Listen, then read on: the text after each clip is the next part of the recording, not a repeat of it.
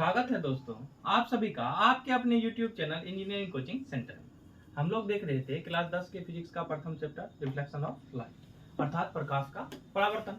इसमें आज देखेंगे कि गोलीय दर्पण से किरण आरेखों की बनावट यानी कि गोलीय दर्पण द्वारा किरण आरेख की कैसी बनावट होती है ये हम डिटेल से आज समझेंगे। तो वही चीजें हेडिंग दिए हैं आज कि गोलीय दर्पण के लिए किरण आरेखों की बनावट। तो इनकी बनावट जो होती है ये कितने प्रकार से किरण गोलीय दर्पण से होकर गुजर सकते हैं इनके बारे में पूरा डिटेल से समझेंगे। तो गोलीय दर्पण से किरण आरेखों को बनने के क्या होते हैं, चार नियम होते हैं यानी कि चार प्रकार से इनमें से किरणें गुजरती है। अब गोलीय दर्पण में कौन कौन सा दर्पण होता था? अवतल दर्पण और उत्तल दर्पण, जो पिछले कक्षा में हम लोगों ने पढ़ चुके हैं कि अवतल दर्पण किसे कहते हैं, उत्तल दर्पण। फिर भी एक बार चलिए रिवीजन कर लेते हैं कि जिसका परावर्तक सतह क्या हो, धसा हुआ हो, उसको कौन सा दर्पण कहते हैं हम लोग? अवतल दर्पण कहते हैं। और जिसका परावर्तक सतह क्या हो, उभरा हुआ, उसको कौन सा दर्पण कहते हैं? उत्तल दर्पण कहते हैं। बिल्कुल ही आसान सा। तो चलिए पहला नियम क्या कह रहा है कि जब आपतित प्रकाश की किरणें क्या होती है, प्रधान अक्ष के समांतर। तो चलिए एक बार ड्रॉ किया जाए फिर से अवतल दर्पण को। देखिए दर्पण तो दो प्रकार के होते हैं, ये तो आप लोग को पता ही होगा, अवतल और उत्तल।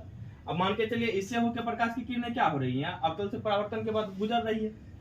अगर यही उत्तल दर्पण रहता तो क्या होता, प्रकाश की किरणें पीछे में कहीं आके आभास होता।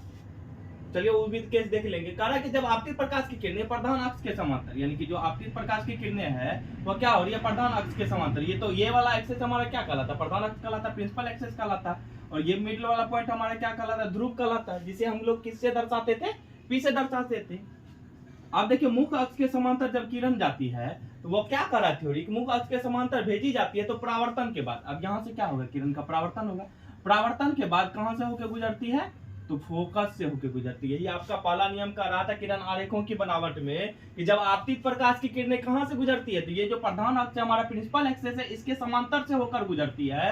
तो कहां से, परावर्तन के बाद कहां से होकर गुजरती है, तो परावर्तन के बाद ये फोकस से होकर गुजरती है, जिसे हम किससे दर्शाते थे, फोकस को, तो बड़ी वाली ऐप से दर्शाते थे।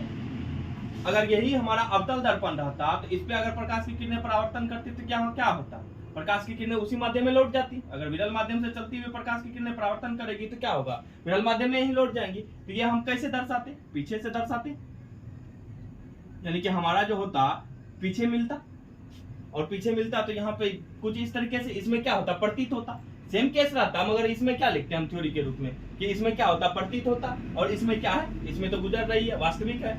अवतल दर्पण कैसा प्रतिबिंब बनाता, वास्तविक बनाता, और उत्तल दर्पण कैसा प्रतिबिंब बनाता है, आभासी प्रतिबिंब बनाता है। जब आपतित प्रकाश की किरणें प्रधान अक्ष के समांतर भेजी जाती है तो परावर्तन के बाद देखिए तो क्या हो गया, वो फोकस से होकर जाती है। चलिए उम्मीद करते हैं आप लोग को ये समझ में आया होगा पहला पॉइंट। चलिए दूसरा पॉइंट पे आते हैं कि जब आपतित प्रकाश की किरणों को वक्रता केंद्र से भेजा जाता है। चलिए फिर से एक बार दर्पण ड्रॉ कर लिया जाए जिससे समझने में आसानी हो।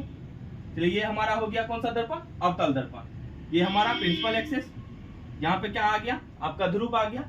अब चलिए थ्योरी पे आते हैं। जब आपतित प्रकाश की किरणें को वक्रता केंद्र से भेजा जाता है, मान लीजिए यहीं पे कहीं पे वक्रता केंद्र होगा। अब कह रहा आपतित प्रकाश की किरणें को कहां से भेजा जा रहा है, तो वक्रता केंद्र से होकर भेजा जा रहा है। तो चलिए भेज के देखते हैं। तो क्या कह रहा है कि वक्रता केंद्र से होकर जब भेजा जाता है तो किरणें जब परावर्तन होती है, यानी कि जब दर्पण से किरणें टकरा गई, किरणों का परावर्तन हुआ, तो परावर्तन के बाद वो क्या होती है, अपने ही रास्ते पे लौट जाती है, यानी कि वापस जिस पथ से आई थी उसी पथ से क्या होती है, वो लौट जाती है। ये दूसरा नियम कहता है, कब, जब वह वक्रता केंद्र से होकर गुजरती है। पहला नियम क्या कर रहा था, जब प्रिंसिपल एक्सेस के समांतर किरण चलती है तो परावर्तन के पश्चात कहां से गुजरती है, फोकस से गुजरती है। दूसरा नियम क्या कर रहा है, जब वक्रता केंद्र से होकर जब किरणें गुजरती हैं तो क्या होता, परावर्तन के पश्चात पुनः उसी पथ पर वापस लौट जाता। ये था दूसरा नियम। उम्मीद करते हैं आप लोग को समझ में आ रहा होगा। तो चलिए तीसरा नियम देखते हैं, आसान है बिल्कुल ही, बस फिजिक्स समझने का चीज है दोस्तों। जितने अच्छे तरीके से आप लोग समझिएगा, क्लास में कंसंट्रेट होइएगा, उतने अच्छे तरीके से आप लोग को आसानी से समझ में आएगा। उम्मीद कर रहे हैं कि समझ में आ रहा होगा, बस कंसंट्रेट रहिए। चलिए तीसरा नियम क्या कर रहा है कि जब आपतित प्रकाश की किरणें क्या होती है, फोकस से। तो चलिए पहले एक बार फिर से मिरर हमारा ड्रॉ कर लिया जाए। अब तो आप लोग को याद ही हो रहा होगा, ये वाली एक्सेस क्या कहलाती है, प्रिंसिपल एक्सेस, प्रधान अक्ष। ये मिडिल वाला पॉइंट क्या कहलाता है, आपका ध्रुव कहलाता है। तो कह रहा है कि जब आपतित प्रकाश की किरणों को कहां से गुजारा जाता है, इस बार फोकस से गुजारा। तो चलिए मान लेते हैं यहाँ पे बीच में वाला पॉइंट क्या होगा, फोकस होगा, इससे होकर किरणों को गुजारते हैं। यहां से किरणें हमारी गुजरी या कुछ इस तरीके से, थोड़ा सा टेढ़े हो जाती है किरणें, तो उसको दिल पे मत लीजिएगा।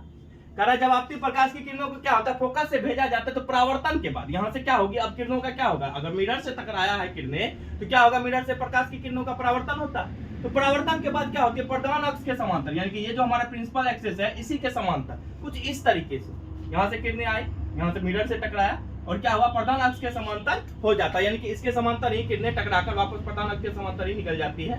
तो यही कह रहा है हमारा तीसरा नंबर। क्या कह रहा है तीसरा नियम, जब प्रकाश की किरणें फोकस से होकर गुजरती, कहां से होकर गुजरती है, फोकस से होकर गुजरती है, तो मुख्य अक्ष के समांतर ही वो क्या होती है, वो किरणें मुख्य अक्ष के समांतर हो जाते हैं, यानी कि उसी के समांतर एकदम निकल जाती है। देखिए कुछ इस तरीके से प्रिंसिपल एक्सिस भी स्ट्रेट है हमारा, ये किरणें भी देखिए जो टकराने के बाद फोकस से होकर जो गुजरी थी, टकराने के बाद मुख्य अक्ष के समांतर, जस्ट इसका रिवर्स केस है। यहाँ पे देखिए फोकस से होकर गुजरी तो क्या हो गया था, यहाँ से दर्पण से टकराया, उसके बाद क्या हुआ, फोकस से होकर गुजरी थी, और यहाँ पे देखिए जब फोकस से होकर गुजरी तो प्रिंसिपल एक्सिस के क्या रहा, समांतर रहा। तो तीनों केस हम लोगों ने अभी तक समझा क्या था, कि अगर प्रिंसिपल एक्सिस के समांतर किरणें टकराती हैं तो वो कहां से होकर गुजरती है, फोकस से होकर गुजरती है। जब आपतित प्रकाश की किरणें क्या होती है, प्रधान अक्ष के समांतर टकराती है तो फोकस से होकर गुजरती है। दूसरा नियम क्या कर रहा था, जब सी से टकराता है तो वापस क्या होता है, उसी पथ पे लौट जाता है, यानी कि सी से टकराया और वापस से क्या हुआ, उसी पथ पे, यानी कि उसी रास्ते से लौटा।